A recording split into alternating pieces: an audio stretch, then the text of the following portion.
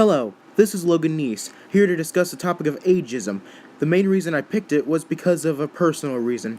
This is my grandfather, Daryl Copeland. He was the main reason I rushed to the topic of ageism. For as long as I can remember, he was quite able-bodied for his age. However, one fateful fall during his spring training to Scottsdale, Arizona this year had practically cost him his independence.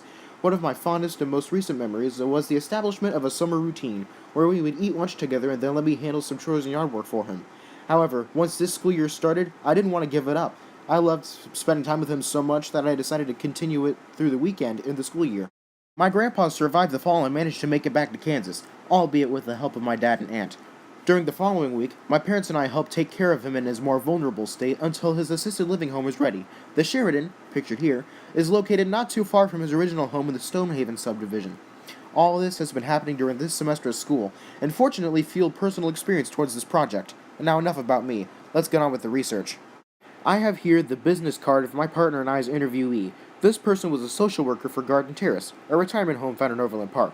Throughout the interview, she retold some of the thought processes and emotional distress that a loved one of a possible ageist target could be going through when sent here, but solidly pointed out that education is the best counter of this discrimination. Honestly, I respect and agree with her views because it hits home to my grandpa's current situation, and I believe that learning about this discriminatory behavior shouldn't just be limited to school. One of the database articles I annotated with the help of Noodle Tools came from Patrick Perry.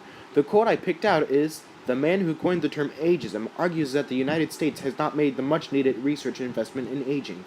In a different note card, I recorded that preventive healthcare screenings are more focused towards younger people than senior citizens. Christine Kraft has an article on the Kansas City Star, and through it, I learned the truth of why she got canned. Kraft described the experience using the term fashion calendar as something she was obligated to follow, and working with a consultant who valued her outward appearance rather than her effectiveness at her job. Another database article I annotated, this one by an author whose name I won't try pronouncing, I believe it's Portuguese, denotes the existence of variations of ageism, some of which I am a bystander to, and the author expresses the importance of investigation towards these derivations. I greatly agree with this because actions against the ageism are largely in the shadows of racism and sexism, allowing me to explain the secondary reason I decided to discuss this issue.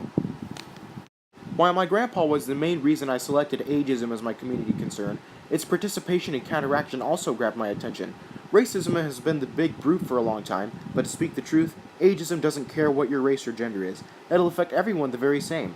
As a last point, my connection to the Glass Castle is that Jeanette technically lived with her grandparents before being kicked out when in Welch. On a more personal note, both of us had at least one grandparent die during our youth, but I made more memories worth remembering with my grandma than Jeanette did with Irma. Thank you for your time.